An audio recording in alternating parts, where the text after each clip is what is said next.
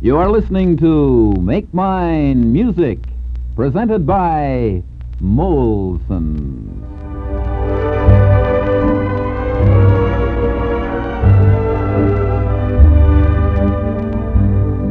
We're talking to the great Frank Sinatra here in the Make Mine Music Room. Frank, we used to hear your show, FS for CBS. Yeah, remember that? Yeah, wonderful.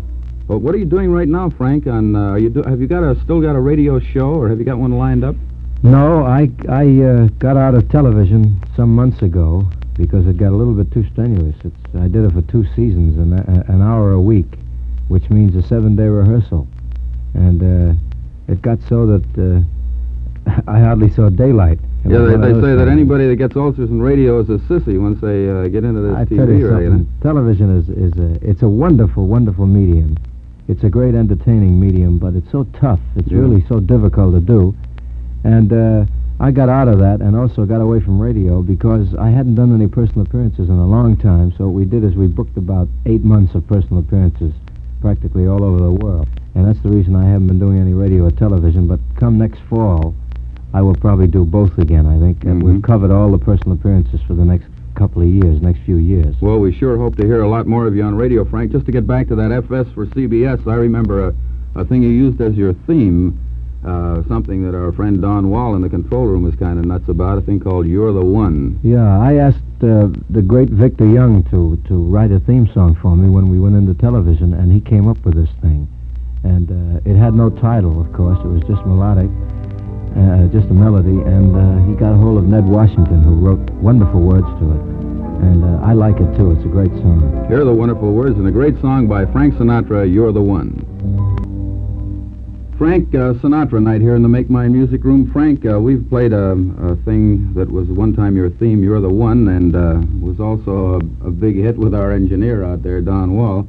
I'd like to hear you do one right now. For me, something that I've been crazy about, along with a lot of other people, the Frank Sinatra version of Night and Day. Well, I'd like you to play it, too, because I kind of like the song. That's the first thing I ever recorded, Jim. Is that so? Yeah, the first thing. As a soloist. Yeah. Before that, I recorded, of course, with Tommy Dorsey and Harry James. But when I left the band, that was the first thing I made. It was Night and Day. You don't mean before you went with Dorsey? I read somewhere where you made a recording and Dorsey heard it and was. Oh no, that's a song plugger story, and it's true. Oh, I see. I did a vocal on a Harry James record. Way back in 1939. I don't even remember the name of the song. Yes, I do. Well, it was Night and Day anyway. No, it was All or Nothing at All.